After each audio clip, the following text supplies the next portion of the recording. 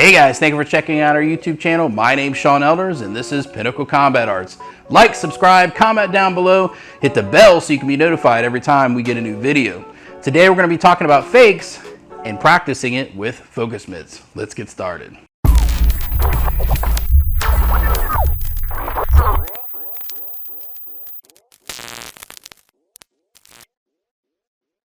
Today we're going to talk about focus mitts and faking with the focus mitts. So this is for the coach out there. This is for students out there that are training on their own or whatever, or have any questions. You're going to start to develop your focus mitt exercising using fakes. Okay, faking, I would say, is probably more of an intermediate to advanced strategy. I think the first thing that you should always learn first is basic footwork, stance, all your punches and doing them correctly every single time, having a good strong guard, slipping, ducking, bobbing and weaving, and correspond it with your jab, cross, hook, overhand, uppercut, all your kicks, all your strikes. Okay, it's important that you get that along with your footwork. Those things should be, I call those the fundamentals. A lot of people say that's the heart of it, but the fundamentals, if you want to start learning more advanced stuff, you need to have those basic fundamentals down. You need to be able to throw corresponding attacks and be able to deal with basic attacks and come back with counter attacks. That's important. And if you're not able to do that, I wouldn't be worried about fakes yet. So this is for the intermediate or more advanced student. Okay. And so the first aspect that you need to understand about fakes is that you have to get the respect of the person that you're fighting. Okay, if they don't think that if you start off doing fakes, they're not gonna respect you. So the first thing you've got to do is you got to give them one good one. Okay, it doesn't matter if it's to the body or to the head. You got to give them one good one and make it solid. Okay, and then when you do that and when you build up a sense of respect, going, okay, this guy's really gonna knock my head off, that's when you can start to use fakes and be effective with your fakes. Okay, that's the first idea. The second idea is that when you do fakes, you have to be believable. You have to make your opponent believe you're going to do it. Okay, if your fake hasn't been practiced and you got to practice in the mirror, how do you do that? You got to get in front of the mirror and practice doing whatever attack it is that you're going to fake with. You got to do it first, looking at the way you actually do it, and then make the movement that you're doing, the first part of that, look exactly the same with the same intention. That is the idea of this. You need to remember that. All right. So body mechanics are key to this, and making your opponent believe it is key. The first part is that you need to understand how to not telegraph and to understand telegraphing. That's another aspect to this that I believe is super important. Why? Because you need to know what you're doing and how you're doing it. You need to have purpose behind every movement that you do. That's key to all of this. It really is.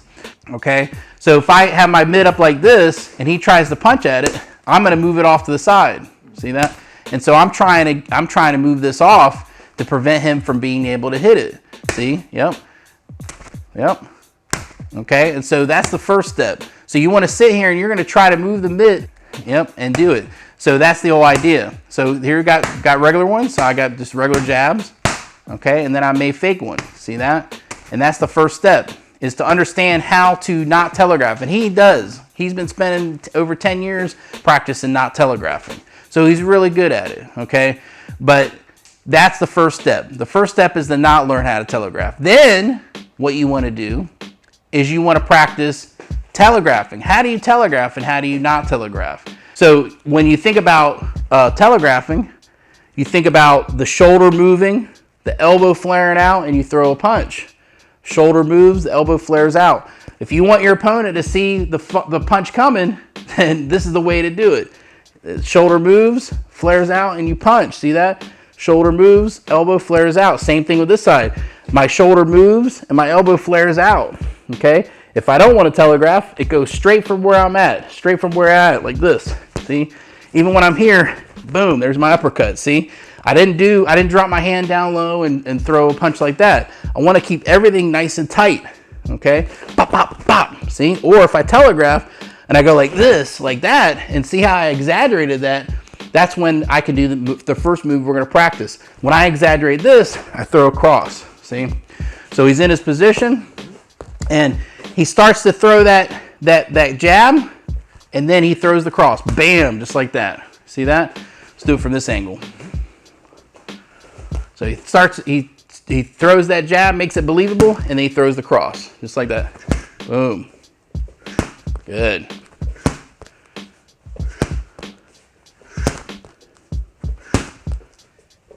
So from this angle.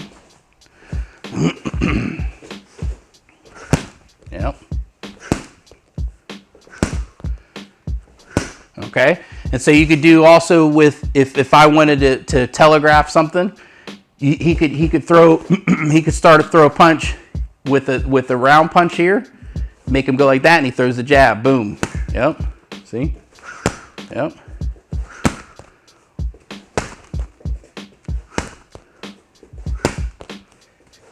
Okay, do the opposite. So he could throw a lead hook and then throw a cross. Yep.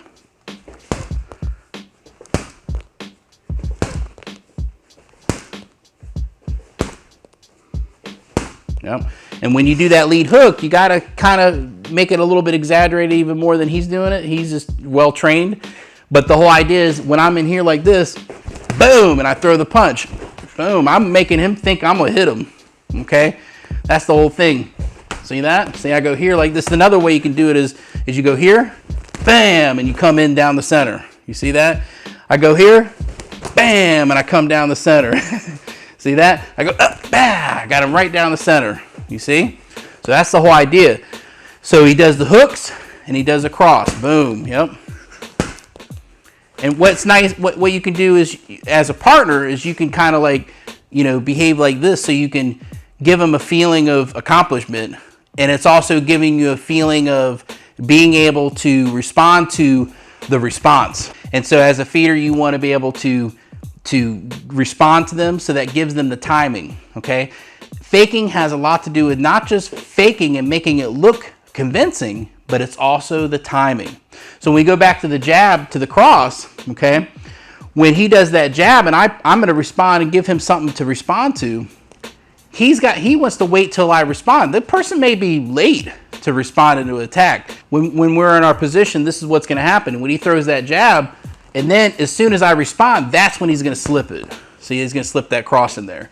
So he goes, bam, see that? He goes and goes. So he wants to play off that, bow. So it would be, ba-bow. That's how you want to do it. As soon as it made him go like this, he does the response, 1 and 2. Okay, 1 and 2. See that? 1 and 2. You see that? So that's the whole idea of it, is you're going to slip that cross in right in between when they're trying to deal with that attack. Okay, not when their hand comes back and they're already ready for the next punch. You're trying to get it right as that tap goes. You're trying to slip that punch in there.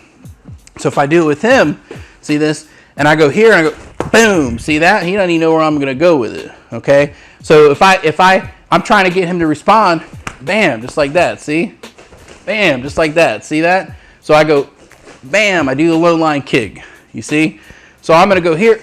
Bam. He dealt with it because he's got a good guard. So if you got a good guard, it's harder for you to get in. Okay, so that should tell you something there. You got to have a good guard, but I can still do it. Boom, just like that. See, bam. See, and sometimes when they're able to deal with the first two, that's when you go in for the third one. And so we go whop pop. See, hop pop. See, hop pop. Good. Hop pop. Ooh, see, he dropped that hand thinking I was here. Got came around. You see. And that's the way you got to do it. You got to think about and get them to respond. Once they respond, then you look for the line of attack. That's the whole idea. So if he's in his fighting stance like this, and I go low like that, see, I'm going to come in here. See? Bam, like that. See? I could go like this and then come up high with just the same hand. See?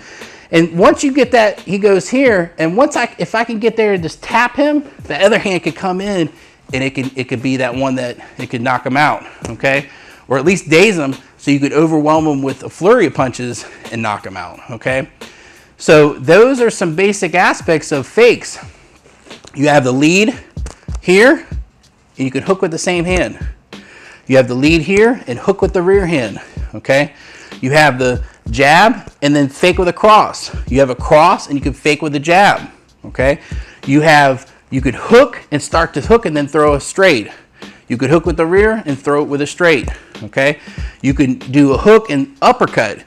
You can do it wherever it needs to go. That's the whole idea of this video, is that you need to think about how movement takes place. You got to get in front of the mirror and pay attention to how movement takes place. Pay attention to how you throw a jab and how you throw a jab with major intention behind it, major power behind it.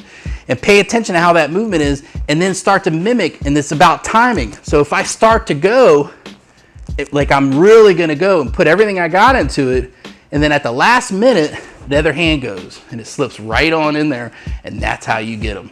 Hope this helps you guys. I'll see you guys next time. Go to our website, pinnaclecombatarts.com. There you can find out more about what I do and the classes that I provide.